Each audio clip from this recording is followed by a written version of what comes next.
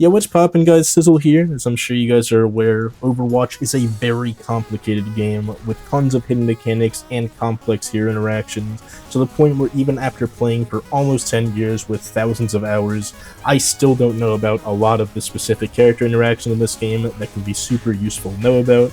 However, something I am a lot more informed about that you should be informed about as well are general hidden mechanics that you can use on any character to instantly get way better at this game, which I'll be going over in this video. Now, our first piece of hidden tech is AD strafing. Every high-level player does this, where instead of pressing W or S to go forward or back when fighting someone, if you only press A or D and go side to side, you become exponentially hard to hit, as you can see right here when I'm trying to shoot at this Lucio. This Lucio is way hard to hit because the way he sways side to side. Ana actually has by far the best AD strafe in the game because her cape and her body move around in a way that is impossible to actually track. Even after tons of time, she's still very difficult even for the highest level players to hit when she's AD strafing at a bit of a distance. Now, AD strafing is different per character if it wasn't obvious enough. Even though Brig should be pretty similar and visually looks somewhat similar, the way that her kind of hitbox is and the way that her character moves around when you AD strafe makes her AD strafing a little bit less useful, but still worth doing. Obviously, bigger characters like Torbjorn here, who are super wide and chunky, are much easier to hit regardless of AD strafing. It's still worth doing because you'll notice there's a few missed shots in here that wouldn't have been missed otherwise, but they're a lot easier to hit the bigger they are, which is true for tank characters especially, where it's almost unimportant to AD strafe. However, it does make hitting headshots a lot harder. So for example, on Mauge here, I probably would have died a good, 3 to 4 seconds faster if Soldier had been able to easily shoot my head instead of maybe focusing on my body to get more easy shots in. It also isn't necessarily true that just because you're bigger, you're easier to hit. Winston, for example, for some reason is able to move around like crazy when he AD strafes, which you can then combine with bubbles and leaps and everything like that, including Primal, which makes you sway around a lot more, a lot harder to hit as well, to the point where it can actually be really hard to hit a really good Winston who's super experienced with bubble dancing, AD strafing, and everything like that, and he actually can be one of the hardest characters to kill.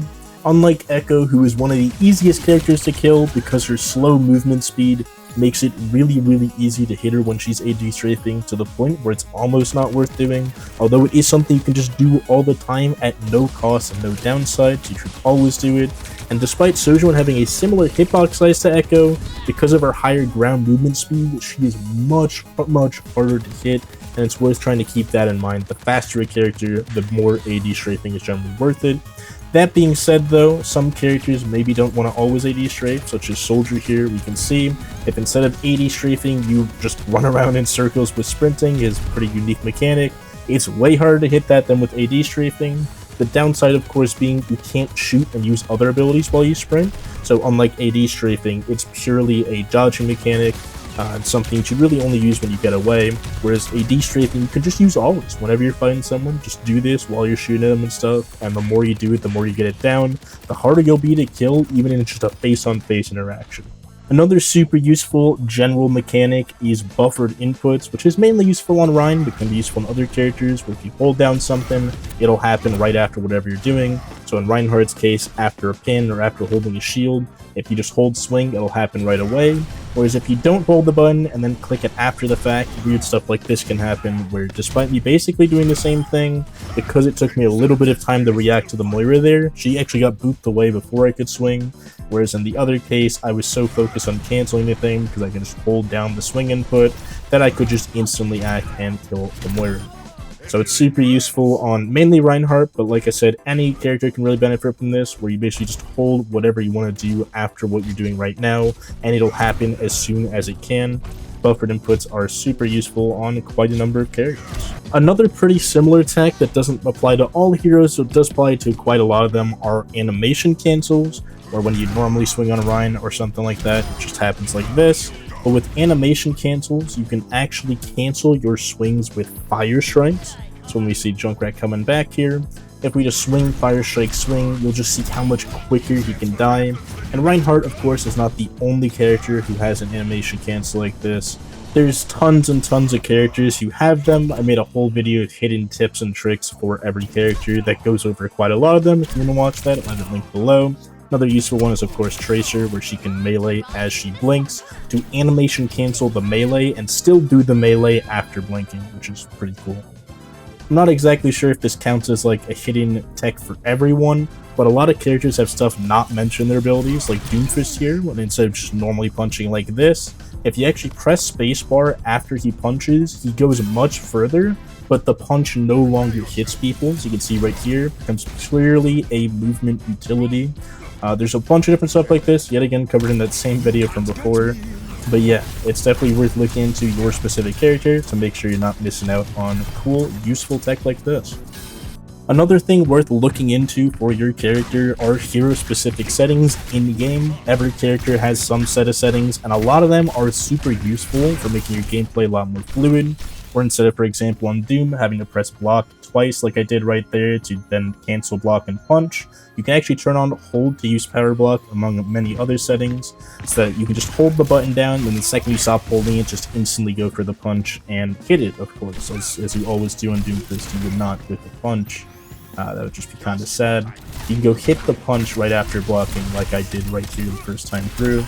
And yeah, it's super useful. There's a lot of different characters that can benefit from a lot of different settings, with one of the more important ones I'll mention real quick being Echo with hold to use flight, which allows for some movement and allows you to get your flight back way faster than you literally humanly can by having to press the button twice, which is a must for any serious Echo player. And of course, the many different scope sensitivities options for the different characters that have scopes available. In particular, you can see right here with Widow, when I go from left to right, when I'm scoped in, it moves slower by default than when I'm not scoped in, which can be super awkward and super annoying. With Widow, if you set the scope sensitivity to 37.89, the same for Ana as well, 37.89, and then for Ashe, it's actually a different value because her scope is different, of a 51.47. If you use these very specific numbers that some mathematicians calculated like 10 years ago, you can actually have one-to-one scope sensitivity, which makes aiming with scope characters way easier, and is generally the way that most people do it. This next tip is pretty much impossible to show with footage, but is by far the most important takeaway of this entire video. If there's one thing you change after watching it, make it this setting. You can see right here I'm having a hard time tracking the soldier.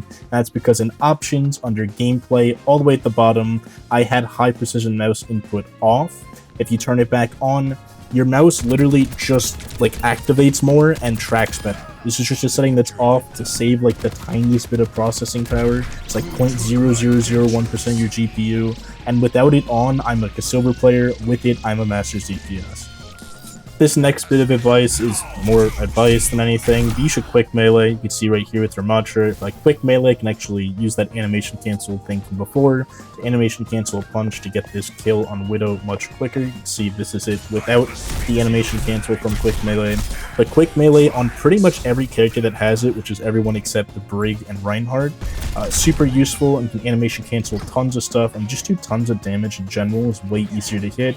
A lot of Lucios basically spamming instead of aiming. You can see right here, this Junkrat one-shot combo is only possible with quick meleeing, and it's super vital to use on every character all the time. Speaking of using on every character all the time, you should not be using the jump button on every character all the time. It's a very common mistake low elo players make, where you can see when this BAP jumps around, it's super easy to track his movement, because once he's in the air, there's really only one way a character can land. It's true for any character that jumps at any point. Every high elo player will shoot someone really easily if they're jumping around, whereas if they're AD strafing or just moving around in general on the ground, you can see just how much harder it is to hit shots even point blank like this on the BAP piece. This last piece of hidden tech is more of a PSA about hidden tech not working than actual hidden tech.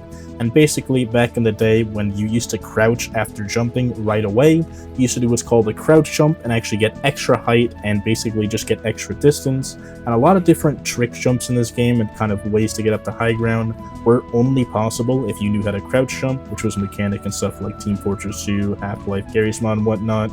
But as you can see on screen right now, crouch jumping gives you the exact same height as normal jumping. At some point, I guess the Overwatch devs patched this out, probably to make it more fair for console players. But yeah, so jumps like this that used to require crouch jumping, you can just jump up here without crouching at all. I mean, I still crouch jump just out of habit. You can see on the input display here for this jump and the jump on the other side. I'm crouch jumping, but you actually don't need to do it at all for jumps like this, or one of the most infamous jumps of all time that used to require crouch jumping as far as I can remember, where you can just jump up here and then go from one corner here to the other corner to access this high ground. You actually don't need a crouch jump for this. I tested this out after the fact. I was kind of surprised. You do not need a crouch jump for this jump or any jump like it, which is kind of insane that this was just changed. I have no idea when, but crouch jumping is no longer vital, although I still will be doing it. However, for situations like this, you can see normal jumping I can't go in here. Crouch jumping actually go a little bit deeper in. So crouch jumping is still vital if you're trying to like squeeze into a tight space, which pretty much never happens in Overwatch, but every now and then it might be useful. And with that being said, that's all the hidden tips and tricks that I have that work for every single hero. If you guys have any more tips, feel free to comment them below. I'm sure they'll be useful, as a lot of newer players tend to find videos like this. Also, don't subscribe for more content like this. I'm done making Overwatch like tutorial, helpful guide type content for at least the time being, for quite a while.